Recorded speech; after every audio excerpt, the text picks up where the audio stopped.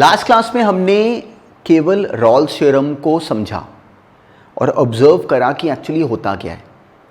तो अब बिल्कुल ध्यान में रखना कि अगर हमें कोई फंक्शन अगर ऐसा हो कि वो क्लोज इंटरवल में कॉन्टिन्यूस हो, ओपन इंटरवल में डिफरेंशिएबल हो और एफ ए एफ बी के बराबर आए, तो उस केस में पक्का एक पॉइंट ज़रूर होता है ए और बी के बीच में जहाँ पे कि फंक्शन का डेरिवेटिव ज़ीरो होता है। तो हमने इस बात को ऑब्जर्व करा। अब कई बार होता क्या है कि बच्चे बहुत ज़्यादा कॉन्ट्राडिक्टरी व्यू बना के लेके आते हैं। वो कहते हैं कि क्या पता ऐसा ना हो और उस तरह की बातें। तो जैसे जो बहुत बहुत बेसिक जो कई बार डाउट बच्चे पूछते हैं वो ये है कि अब एक बच्चा कहता है कि कोई ज़रूरी थोड़ी, वो कहता है कि ये भी तो हो सकता है कि कोई कर्व जो है वो कॉन्टिन्यूस नहीं है। मान लो ये कर्व कॉन्टिन्यूस नहीं है, देखो इस पॉइंट पे कर्व मान लो ब्रेक हो गया और उसके बाद भी बीच में कोई पॉइंट होगा जहाँ पे कि उसका डेरिवेटिव ज़ीरो हो सकता है। तो मैं कहता हूँ बिल्कुल हो सकता है। तो हम लोग इसके बारे में तो बात ही नहीं कर रहे, हम लोग ये इसके बारे में तो बात ही नहीं कर रहे। हम लोग ये नहीं कह रहे कि कभी और नहीं हो सकता, ये बिल्कुल नहीं कह रहे कि कभी और डेरिवेटिव ज़ीरो नहीं हो सकता। अगर फंक्शन कॉन्टिन्यूस ना हो तो डेरिवेटिव ज़ीरो नहीं हो सकता, ऐसा नहीं बोला। ये बोला कि अगर ये कंडीशंस फुलफिल हो रही हों तो पक्का ऐसा ज़रूर होगा। तो इसको बिल्कुल अपने माइंड में ऐसे लेके आना कि अगर वो कंडीशंस जो रॉल्स थ्योरम में बताई गई अगर वो फुलफिल हो रही हैं तो उस केस में ऐसा एक पॉइंट ज़रूर होगा। तो उसका जो स्कूल के लेवल पे हम क्वेश्चंस फेस करेंगे दे आर वेरी बेसिक, पर एनसीईआरटी में उन्होंने बड़ा इंटेलिजेंट काम करा हुआ है। एनसीईआरटी में जो शुरू में जो क्वेश्चंस डाले हैं वो बिल्कुल ठीक ठाक से सिंपल से क्वेश्चंस हैं, जैसे हम क्लास में कर भी रहे हैं, आज भी अभी थोड़े करेंगे। पर एनसीईआरटी की मिसलेनियस एक्सरसाइज में उन्होंने बस एक क्वेश्चन दे दिया है जो कि आईआईटी में अब इतने सालों से पेपर हो रहा है। तो पहले पेपर जो आईआईटी में क्वेश्चन सब्जेक्टिव भी आते थे इसी बात के ऊपर बेस्ड। तो एक साल सब्जेक्टिव में कोई क्वेश्चन आया जो कि मुझे भी बहुत अच्छा लगता है कि बड़ा इंटरेस्टिंग है, अभी आज वाली क्लास में वो करेंगे डिस्कस। तो वो एक क्वेश्चन उन्होंने उसमें डाल दिया। तो क्या हमें समझ में आता है कि उस एक क्वेश्चन को डाल के उन्होंने कहा कि मैं कुछ भी डाल सकता हूँ, मतलब they have open the complete domain for themselves. तो वो क्वेश्चन डालेंगे नहीं, लेकिन उन्होंने सॉर्ट ऑफ शो करा कि हमने पूरी बात कवर कर ली। तो हमें क्लैरिटी में इसलिए पूरी बात आनी चाहिए। तो जब ये टॉपिक रॉल्स थ्योरम वाला एग्जैक्टली ऐसे कॉन्फिडेंटली करोगे तो स्कूल के लेवल पे तो हमें कोई ट्रबल नहीं आएगी। बोर्ड्स तो हम लोग बिल्कुल ईजिली टपाएंगे और बहुत ईजी क्वेश्चन होते हैं वाले। और आगे कॉम्पिटिशन का भी राइट सेंस अभी बना लेते हैं, उसके बाद ऑब्जेक्टिव में जब क्वेश्चन करेंगे तो हमसे ईजिली हैंडल होने भी शुरू होंगे। तो चलो अब आज वाली क्लास शुरू करते हैं डायरेक्टली क्वेश्चन के साथ। बहुत ईजी सवाल हैं, अपने आप हैंडल करो और ईजिली अपने आप होंगे सॉल्व। पहला क्वेश्चन बिल्कुल लास्ट क्लास तक जो पॉइंट करा उसी के ऊपर बेस्ड है, बहुत तेज कंप्लीट करो। टर्म देख के, नई टर्म देख के बिल्कुल पैनिक नहीं होते। पूरी तरह हमें क्लैरिटी है कि जब हमें ये दिया गया तो कहा गया वेरीफाई करो रॉल्स थ्योरम को। तो कैसे करते हैं वेरीफाई? पहले उसके लग पाने की जो एप्लीकेबिलिटी है उसकी कंडीशंस को वहाँ पे वेरीफाई करते हैं कि क्या हो रही है यहाँ पे अप्लाई। तो हमें क्लैरिटी है कि ये क्लोज इंटरवल -1 से 1 तक कॉन्टिन्यूस होना चाहिए। लॉग वाला फंक्शन अपने डोमेन में हमेशा कॉन्टिन्यूस है। लॉग वाले फंक्शन का डोमेन क्या होता है? 0 से बड़ा। तो जब x² को -1 से 1 तक वैरी कराओ तो ये नंबर सिंपली पॉजिटिव ही आ रहा है।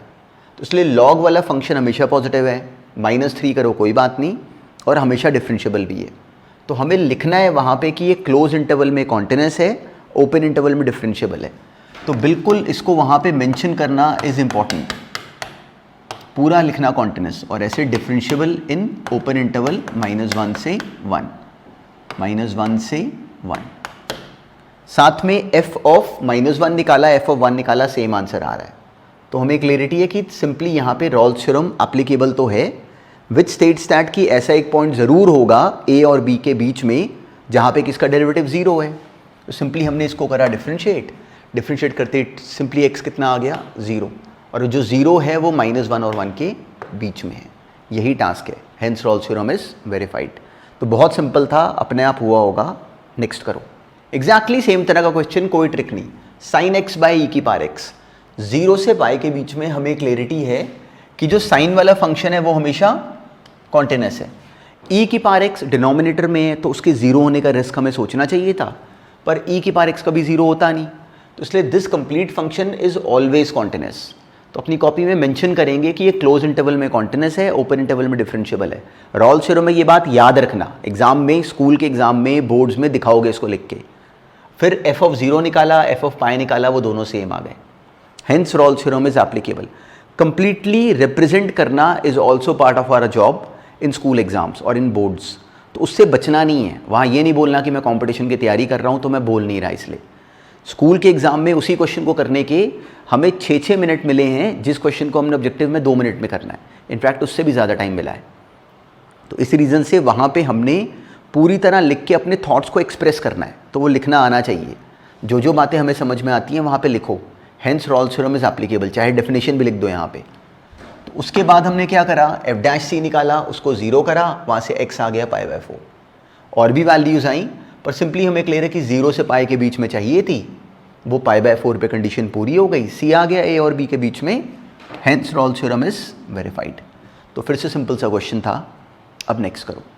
1 मिनट की प्रैक्टिस थी बस ये भी। और सिंपली कॉस वाला फंक्शन है, हमेशा कॉन्टिन्यूस और डिफरेंशिएबल, तो वो रिक्वायरमेंट पूरी है।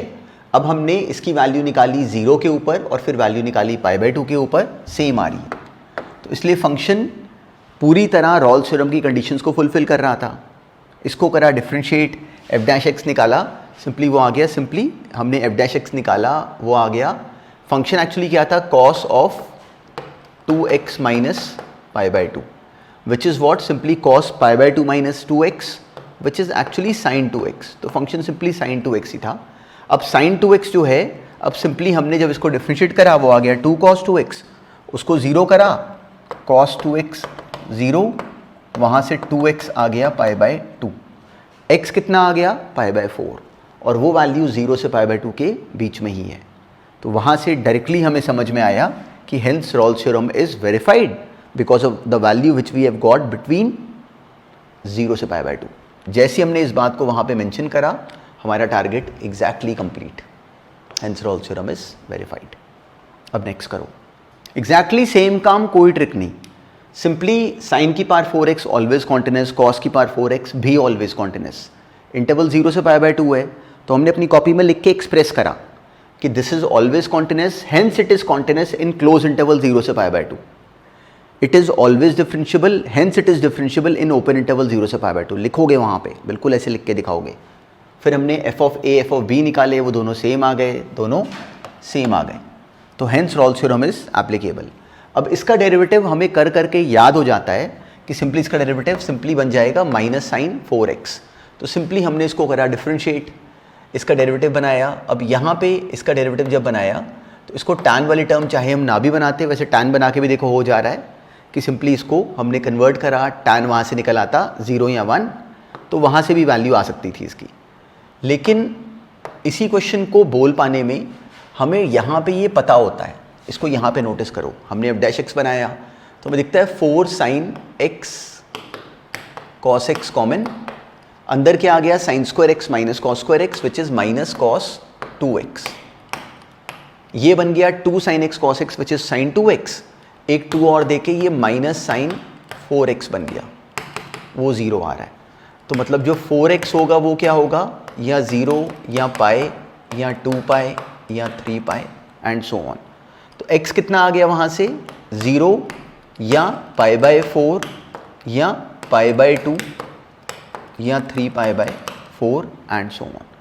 तो जो वैल्यू हमें चाहिए वो कैसी है, 0 से π/2 के बीच में, वो आ गई π/4। इसका डेरिवेटिव हमें याद ही रहता है, क्या होता है, माइनस साइन 4x। साइन की पावर 4x प्लस कॉस की पावर 4x, हमें पता होता है 1 सेकेंड में कि वो माइनस साइन 4x बनने वाला है। कैसे बनने वाला है हमने अपने आप बना के देखा। तो अब इसी पैटर्न पे अभी नेक्स्ट क्वेश्चन करो। अब देखो इस क्वेश्चन में हमें दिया गया कि रॉल्स थ्योरम होल्ड करती है for this function in close interval 1 से 2 at the point x is equal to 4/3। तो b और c हमें निकालने को बोले गए। तो अब हमें सिंपल सी बात समझ में आती थी कि अगर ये फंक्शन रॉल्स थ्योरम को होल्ड कर रहा है तो वो करने के लिए पहले रॉल्स थ्योरम की जो कंडीशंस हैं वो तो पूरी करेगा। और वो क्या थी कि ये कॉन्टिन्यूस होना चाहिए, पॉलिनोमियल है तो हमेशा कॉन्टिन्यूस, डिफरेंशिएबल होना चाहिए, हमेशा डिफरेंशिएबल, तो ओपन इंटरवल में भी डिफरेंशिएबल, वहाँ कुछ नहीं करना पड़ा। पर f1 को f2 के बराबर होना चाहिए। और अगर वो दोनों कंडीशंस अगर पूरी होती हैं तो फिर इस पॉइंट 4/3 पे इस फंक्शन का डेरिवेटिव 0 आता होगा। तो f' 0 होता है तो f' ऑफ 4/3 को 0 होना चाहिए। तो वहाँ से हमने दो इक्वेशंस करी, डायरेक्टली क्रिएट करी। f1 को f2 के बराबर करा, हमें मिली एक इक्वेशन। फिर बिल्कुल सिमिलरली हमने f' को 0 करा, एफ डैश 4/3 को 0 करते ही एक और कंडीशन। जैसे ही बी और सी में हमारे पास दो कंडीशंस आ गई तो this was the only target कि इस सवाल में एक बच्चा अगर ये दो बातें अगर सोच पाया तो उसके बाद काम क्या रह गया, केवल इक्वेशंस को सॉल्व करना, जो कि सिंपल था। बी और सी में दो इक्वेशन बन गई, साइमल्टेनियसली सॉल्व कर दो या सी की वैल्यू उठा के यहाँ पे सिंपली एक से निकाल के दूसरे में डाल दो। तो टास्क अकेला क्या था, अब इन वैल्यूज़ को फाइंड कर सकना। सिंपली इन दोनों को सॉल्व कर दिया, बी आ गया -5, सी आ गया 8। तो अब ये स्ट्रगल नहीं था, स्ट्रगल था कि वो कंडीशंस हम बना पाए कि नहीं, वही इंपॉर्टेंट बात थी। अब नेक्स्ट करते हैं। एग्जैक्टली पिछले क्वेश्चन जैसा ही क्वेश्चन था, हमें गिवन था कि कोई फंक्शन है 1 और 3 पे रॉल्स थ्योरम अप्लाई हो रही है, तो क्या होगा, f1 f3 दोनों इक्वल होंगे। साथ में f डैश सी हमें नोन था कि 0 होगा। तो a और b निकालने के लिए दो इक्वेशन चाहिए, एक तो मिल गई सिंपली f1 और f3 को इक्वल करके और एक f डैश सी को 0 करके। तो f1 f3 हमने बराबर करे, f1 f3 इक्वेट करे, वहाँ से एक इक्वेशन बन गई। दूसरी f डैश x निकाला, उसमें c की वैल्यू डाली, उसको 0 करा, वहाँ से एक कंडीशन और बन गई। तो इस क्वेश्चन में देखो, देखने में रूट वाली टर्म से हम लोग घबराते हैं, तो इस सवाल में एंड तक जवाब बनाना भी हमारे प्रोसेस का पार्ट ही था कि हम एंड तक आंसर बनाएं। तो अगर नहीं बनाया तो नोटिस करो कि बिना बात की घबरा गए, कोई ट्रिक नहीं थी इसमें। सिंपली हमने क्या करा, सिंपली ए और बी को हमने साइमल्टेनियसली सॉल्व करने के लिए यहाँ पे जैसे हमने वैल्यू डाली, ए की वैल्यू उठा के मान लो दूसरे में डाल दी। तो डालते ही हमें रियलाइज़ हुआ कि ए उसमें से डायरेक्टली सॉल्व करने पे ए आ रहा है 11 और बी आ रहा है -6। तो इस क्वेश्चन में एक्चुअली ट्रिक कोई नहीं थी, मेन काम ही एक्चुअली क्या था कि हम इस टर्म की अंडरस्टैंडिंग को देख के पैनिक ना करें। तो इन जनरल बच्चे कहाँ गड़बड़ करते हैं कि वो इस टर्म को देख के पैनिक हो जाते हैं कि पता नहीं क्या बोल दिया। तो कुछ नहीं था इसमें, सेम ही बात थी। अब नेक्स्ट करो। अब डायरेक्टली हम जब इसको वेरीफाई करने गए और अब हमें समझ में आता है कि जैसे हमने इसकी पहले कॉन्टिन्यूटी चेक करी, 0 से लेके 1 तक हमेशा कॉन्टिन्यूस, 1 से लेके 2 तक भी हमेशा कॉन्टिन्यूस। तो अकेला पॉइंट जहाँ पे कि डिसकॉन्टिन्यूस होने का रिस्क था वो था x = 1। 1 पे हमने इसकी लेफ्ट हैंड लिमिट निकाली, वो आ गई -4 + 5, दैट वाज 1। 1 पे निकाली हमने इसकी राइट हैंड लिमिट, वो आ रही है 2 - 3 विच इज़ -1। तो सिंपली जैसे ही हमने इसकी लेफ्ट हैंड और राइट हैंड लिमिट निकाली और वो अलग अलग आई, तो हमें पूरी क्लैरिटी में पता है कि ये डिसकॉन्टिन्यूस है। इसको h मेथड से करा ठीक है, नहीं तो h मेथड से करने की कोई ज़रूरत नहीं थी। उससे भी करा वो भी ठीक है, नहीं तो डायरेक्टली ऐसे लिख दिया होता और फंक्शन ये ले लिया होता। सिंपली x को 1 डाला, 1 आ गया। ऐसे ही दूसरे वाला limit x approaching 1 from plus side 2x - 3 और x को 1 डाला, वो -1 आ गया। h मेथड लगाया ठीक है, नहीं तो उसकी ज़रूरत नहीं थी, डायरेक्टली भी कर सकते थे। तो एग्जैक्टली इसको बोल पाने की हमें समझ है। चलो अब हमने बहुत क्वेश्चन कर लिए रॉल्स थ्योरम पे, बहुत बेसिक सा पॉइंट है, बार बार सेम बात कर रहे हैं। तो टू द एक्सटेंट क्यों कर रहे हैं कि देखो जब हम लोग इसको करते हैं और बार बार अगर सेम भी लग रहे हैं सवाल, तो भी करते रहो कि ये बोरियत की हद तक हमारे माइंड में ये बात फीड हो जाए कि ऐसा होता है। अब देखते हैं कि एक्चुअली काम क्या है। अभी तक हमने क्या करा कि रॉल्स थ्योरम को बिल्कुल मान लिया कि ठीक है भाई इसको वेरीफाई करना है, जो कि बहुत ही सिंपल कैटेगरी है। क्या करते हैं वेरिफिकेशन के लिए, पहले एप्लीकेबिलिटी की शर्तें पूरी करते हैं, फिर सी निकाल के दिखा देते हैं कि देखो ए और बी के बीच में आना चाहिए, आ रहा है। तो that is the only task. अब जो कंपटीशन में इसी का जो आगे जो वर्जन प्ले में आता है वो इंटरेस्टिंग है, वो है इसकी एप्लीकेबिलिटी कि रॉल्स थ्योरम हमें पता है, जैसे हमें पाइथागोरस थ्योरम पता थी।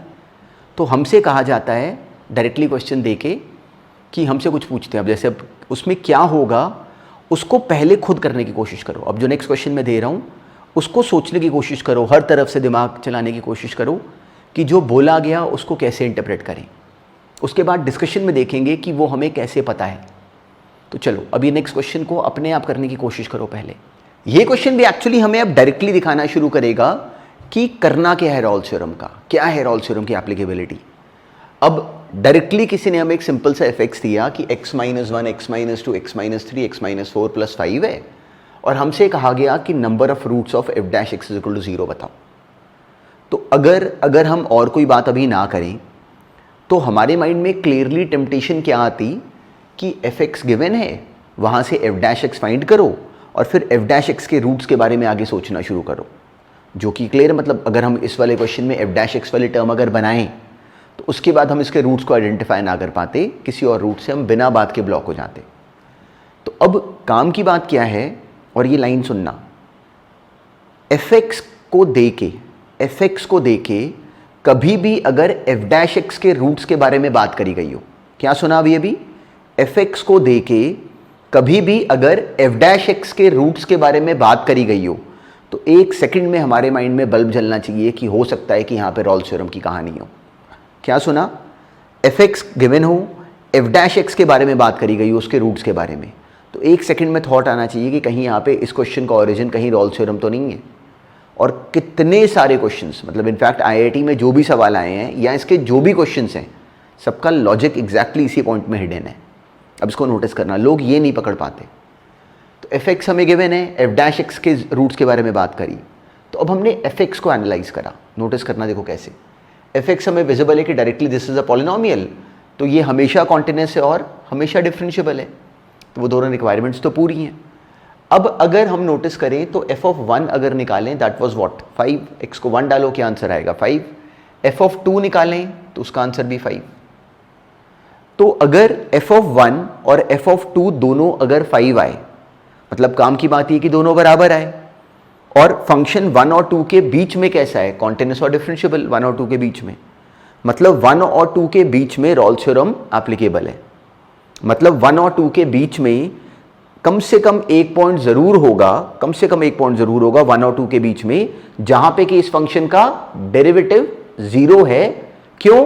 क्योंकि रॉल्स थ्योरम ने बोला है, कि अगर एक फंक्शन में एफ ए एफ बी बराबर हो और कॉन्टिन्यूटी डिफरेंशिएबिलिटी की कंडीशंस अगर पूरी होती हो तो एक पॉइंट कम से कम जरूर होता है ए और बी के बीच में, जहां पे कि उस फंक्शन का डेरिवेटिव 0 होता है। तो एक पॉइंट तो आ गया, एफ डैश एक्स एक बार पक्का 0 होगा, एटलीस्ट एक बार, कहां पे 1 और 2 के बीच में। बिल्कुल सिमिलरली अब इसी बात को अगर मान लो आगे पुश करें तो अगर हम f3 फाइंड करें तो वो भी 5 है, मतलब एक बार पक्का। अब अगर 2 और 3 के बीच में अप्लाई करो रॉल्स थ्योरम तो हमें दिखता है साफ साफ कि 2 और 3 के बीच में भी एक पॉइंट पक्का होगा, एटलीस्ट एक पॉइंट, जहां पे कि एफ डैश एक्स 0 है। बिल्कुल सिमिलरली अगर हम एफ ऑफ 4 फाइंड करें तो वो भी 5 है, मतलब एक रूट पक्का होगा F dash X is equal to 0 का 3 और 4 के बीच में। तो F dash X equal to 0 का एक रूट आ गया, एटलीस्ट एक रूट 1 और 2 के बीच में, एटलीस्ट एक रूट 2 और 3 के बीच में, एटलीस्ट एक रूट 3 और 4 के बीच में। तो इसके एफ डैश एक्स के एटलीस्ट 3 रूट्स तो आ गए, बिल्कुल सिंपल सा लॉजिक। पर साथ में एनालाइज करो कि जो गिवन इक्वेशन एफ एक्स थी that was a 4th degree equation, x x x x 4th degree की इक्वेशन है, तो जो इसका डेरिवेटिव होगा वो 3rd डिग्री की इक्वेशन होगी। तो 3rd डिग्री की इक्वेशन मतलब क्यूबिक, एक क्यूबिक के मैक्सिमम कितने रूट्स हो सकते हैं, तो हमें समझ में आता है कि एक क्यूबिक के मैक्सिमम रूट्स कितने हो सकते हैं, क्यूबिक इक्वेशन है 3 रूट्स हो सकते हैं।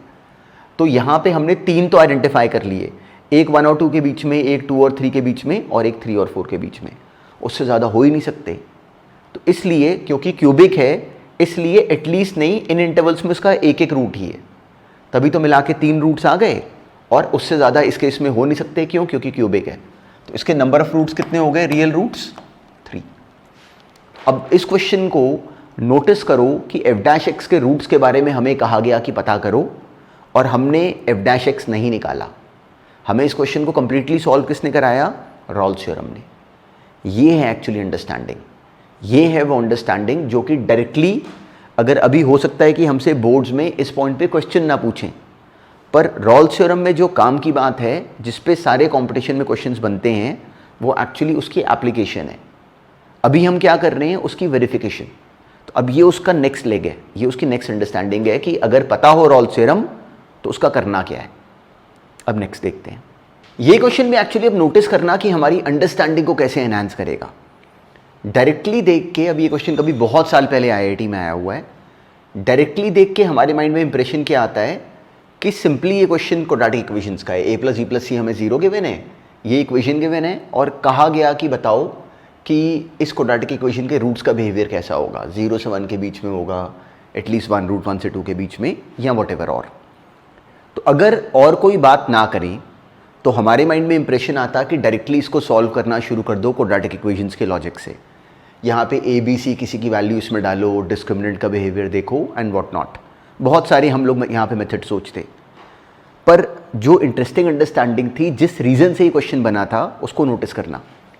अब अगर क्या करें कि इसको देखते हुए, देखो इसको देखते हुए अगर क्या करें कि एक यहाँ पे a प्लस बी प्लस सी, और इसको देखते हुए अगर क्या करें कि ए बी सी के साथ अगर x की पावर्स ऐसे लगाएं, ए बी सी के साथ, जो a प्लस बी प्लस सी हमें गिवन था कि 0 है, अगर साथ में x की पावर्स ऐसे लगाएं, मतलब A X cube plus B X square plus C X, ताकि कि जो इस टर्म का डेरिवेटिव है वो बन जाए जो हमारी इक्वेशन है। और बहुत सिंपल पॉइंट है, मतलब पहली बार देखने में हमें लगता है कि बहुत स्पेशल बात बताई गई, पर है नहीं ऐसा। सिंपली हमें दिखा कि अगर हम एक इक्वेशन, एक टर्म क्रिएट कर लें एफ एक्स, जो कि A X cube plus B X square plus C X है। अब नोटिस करो कि एफ एक्स ये सोच के क्रिएट करा कि एफ एक्स का जो डेरिवेटिव है वो एक्चुअली ये एक्सप्रेशन है। अब एफ एक्स में इंटरेस्टिंग बात क्या थी कि अगर हम लोग एफ ऑफ 0 निकालें तो हमें विजिबल था कि वो तो 0 है, पर 0 होने से हमें फ़र्क नहीं पड़ता। एफ ऑफ 1 निकाला, वो भी 0 है। तो काम की बात हमें डायरेक्टली दिखा कि अगर हम इस एफ एक्स को लेते हैं, जो कि स्ट्रेट फॉरवर्ड एक कॉन्टिन्यूस और डिफरेंशिएबल फंक्शन है, क्यों? क्योंकि पॉलिनोमियल है और f0 और f1 बराबर हैं, मतलब 0 और 1 के बीच में कम से कम एक पॉइंट ज़रूर होगा जहाँ पे कि इस फंक्शन का डेरिवेटिव 0 होगा। क्यों? Directly using Rolle's theorem. तो अब हमें क्लियरिटी है कि 0 से 1 के बीच में एक पॉइंट ज़रूर होगा जहाँ पे कि f डैश एक्स 0 होगा। और f डैश एक्स का मतलब क्या बन गया? 3x square plus 2bx plus सी। ये कभी ना कभी ज़रूर 0 होगा, at least for one value between 0 से 1। और हमें दिखता है कि डायरेक्टली हमारा ऑप्शन आ गया ए। तो जो इसकी अंडरस्टैंडिंग थी दैट वाज सो बेसिक, पर पहली बार में अब देखो इस क्वेश्चन में कहीं भी रॉल्स थ्योरम का नाम भी नहीं है। वो हमारी अंडरस्टैंडिंग है क्या कि एफ एक्स के दिए होने पे अगर एफ डैश एक्स की रूट्स के बारे में बात करी जाए तो हमारे माइंड में एक सेकंड में बल्ब जलना चाहिए कि यहाँ पे रॉल्स थ्योरम की स्टोरी की पॉसिबिलिटी है। And how do we have to actually apply that story? This is the logic. ऐसे सोचना शुरू करना है, माइंड में डालो इस पॉइंट को। बहुत सिंपल है, पर ग्रेजुअली क्वेश्चंस के साथ साथ हम इस बात पे पॉलिश होना शुरू हो जाते हैं। अब नेक्स्ट देखते हैं। बिल्कुल सिंपल सी अंडरस्टैंडिंग है। रॉल्स थ्योरम करने के बाद कोई बहुत बड़ा नाम नहीं है, पर इसका यूज़ कैसे करना है बस वो समझना शुरू करेंगे। तो चलो जो करने लगे हैं नाम, that is Lagrange's mean value theorem. अब इसमें हमारे काम की बात क्या है कि कोई फंक्शन अगर ऐसा हो, कोई फंक्शन अगर ऐसा हो जो क्लोज इंटरवल a से b तक कॉन्टिन्यूस हो। अब देखो ये नाम हमने पहले भी सुना था रॉल्स थ्योरम में भी, वो कॉन्टिन्यूस होना चाहिए क्लोज इंटरवल a से b में, और साथ में डिफरेंशिएबल होना चाहिए ओपन इंटरवल a से b में। तो हमें दिखता है कि ये दोनों नाम तो हमने एक्चुअली पहले ही कर लिए थे कि क्लोज इंटरवल में कॉन्टिन्यूस और ओपन इंटरवल में डिफरेंशिएबल। तो अगर कोई फंक्शन इन दोनों कंडीशंस को पूरा करता हो, एफ ए एफ बी वाली कंडीशन बस नहीं है, बाकी सेम ही है रॉल्स थ्योरम वाली, तो उस केस में लेग्रांजेस मीन वैल्यू थ्योरम कहती है कि अगर कोई फंक्शन इन दोनों कंडीशंस को फुलफिल करेगा तो कम से कम एक पॉइंट, एटलीस्ट एक पॉइंट ज़रूर होगा सी ए और बी के बीच में, जहाँ पे कि फंक्शन का डेरिवेटिव मतलब एफ डैश सी बराबर आएगा F B minus F A upon B minus A के। वहाँ पे एफ डैश सी कितना आता था? 0। तो यहाँ बताया गया कि कोई पॉइंट सी अगर होगा, अगर ये कंडीशंस पूरी होती हैं तो कोई पॉइंट सी ज़रूर होगा ए और बी के बीच में, जहाँ पे कि जो एफ डैश सी है वो बराबर आएगा F B minus F A upon B minus A के। तो अब इसका क्या मतलब है, ये क्या हो रहा है वो भी समझते हैं। पर पहला टास्क क्या है कि बिल्कुल पूरी तरह हमें क्लैरिटी में ये थ्योरम पता होनी चाहिए। तो पहला काम क्या करो कि बस ये पूरा पॉज करके बस कॉपी कर लो। This is the first task. तो हमें क्लैरिटी है कि ये होती क्या है। तो अब हमें क्लैरिटी कि एक फंक्शन अगर क्लोज इंटरवल में कॉन्टिन्यूस, ओपन इंटरवल में डिफरेंशिएबल, तो उस केस में एक पॉइंट ज़रूर होगा ए और बी के बीच में सी, जहाँ पे कि एफ डैश सी, एटलीस्ट एक पॉइंट ऐसा जहाँ पे कि फंक्शन का डेरिवेटिव बराबर होगा F B minus F A upon B minus A के। अब देखने में लगता है कि पता नहीं क्या बता दिया, पर अभी 2 मिनट में हमें दिखेगा कि ये पॉइंट एक्चुअली कितना स्ट्रेट फॉरवर्ड है, और हमें साफ साफ दिखेगा जब हम लोग इसको एक्चुअली ग्राफिकली देखेंगे। पर पहले इसको कॉपी कर लो, इसको नोट कर लो, उसके बाद अब ये नेक्स्ट पॉइंट देखते हैं। अब बिल्कुल साफ साफ ऑब्जर्व अगर हम करें तो कोई फंक्शन अगर ऐसा हो, कोई फंक्शन अगर सिंपली ऐसा हो कि अगर उसका मान लो किसी फंक्शन का हमने ग्राफ बनाया, ये मान लो किसी फंक्शन का ग्राफ है, तो फंक्शन कॉन्टिन्यूस है, कहीं टूट नहीं रहा, डिफरेंशिएबल है, कहीं नोक नहीं बन रही, सिंपल स्मूथ सा कर्व है। कोई एक पॉइंट मान लो ए है और एक और पॉइंट मान लो बी है। तो अगर a और b के बीच में ये फंक्शन अगर क्लोज इंटरवल में कॉन्टिन्यूस है और ओपन इंटरवल में डिफरेंशिएबल है, तो हमें कहा गया कि कोई ना कोई एक पॉइंट c ज़रूर होगा जहाँ पे कि f डैश c बराबर होगा F B minus F A, जो कि हाइट बनी, और अपॉन b माइनस ए।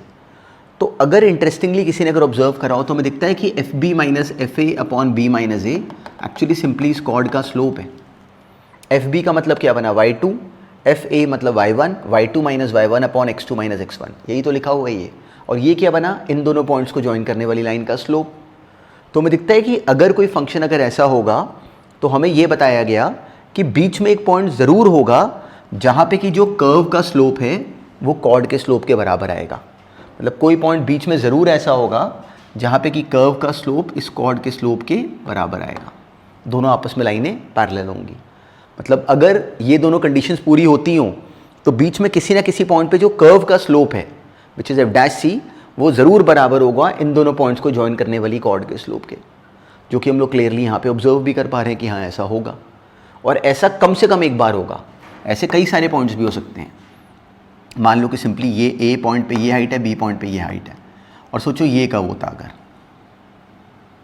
तो इस केस में दिखता है कॉर्ड जो बनती वो ये बनती, और इसमें कितने सारे पॉइंट्स आ रहे हैं जहाँ पे कि कर्व का स्लोप इस कॉर्ड के स्लोप के बराबर है। तो ऐसे बहुत सारे पॉइंट्स भी हो सकते हैं। तो अब ये पता होने के बाद जो पहला टास्क है, जो क्वेश्चंस अब जो फर्स्ट कैटेगरी ऑफ क्वेश्चंस इस टॉपिक में हैं वो बिल्कुल सेम तरह के हैं जैसे हमने पहले करे कि हमें क्वेश्चन आएगा वेरीफाई एलएमवी थ्योरम। तो अब हमारे माइंड में स्ट्रक्चर रेडी है। क्या करेंगे, पहले देखेंगे कि क्या वो क्लोज इंटरवल में कॉन्टिन्यूस है, ओपन इंटरवल में डिफरेंशिएबल है।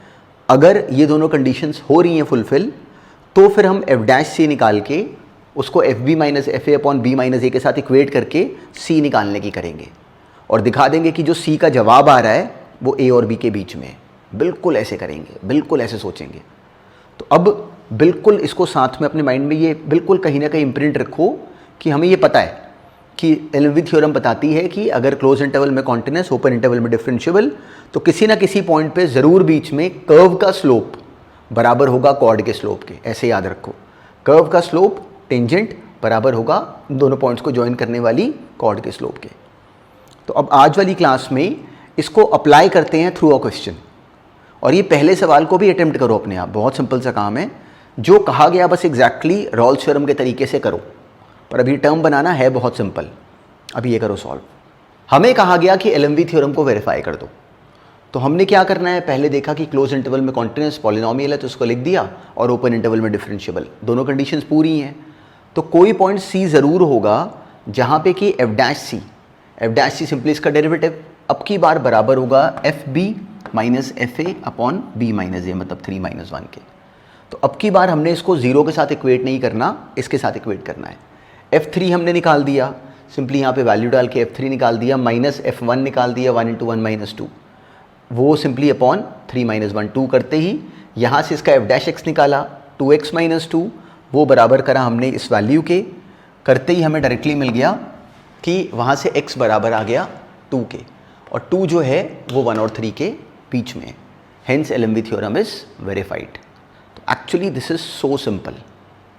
अब नेक्स्ट देखते हैं। आज वाली क्लास में अब हमने एलएमवी थ्योरम की बिल्कुल बेसिक इंट्रोडक्शन देखी और रॉल्स थ्योरम की एप्लीकेबिलिटी देखनी शुरू करी। तो अब नेक्स्ट क्लास में पहले एलएमवी थ्योरम को की वेरिफिकेशन पे ही काफ़ी सारे क्वेश्चंस करेंगे और फिर मिक्स बातें देखनी शुरू करेंगे कि इस टॉपिक में और क्या हो सकता है। तो चलो, जो बस आज पॉइंट्स करे इनको, अगर इसमें किसी बात में भी अगर कोई इंटरेस्टिंग पॉइंट लगा, खासकर रॉल्स थ्योरम की एप्लीकेबिलिटी वाला, तो उसको ज़रूर एक बार नोटिस करना।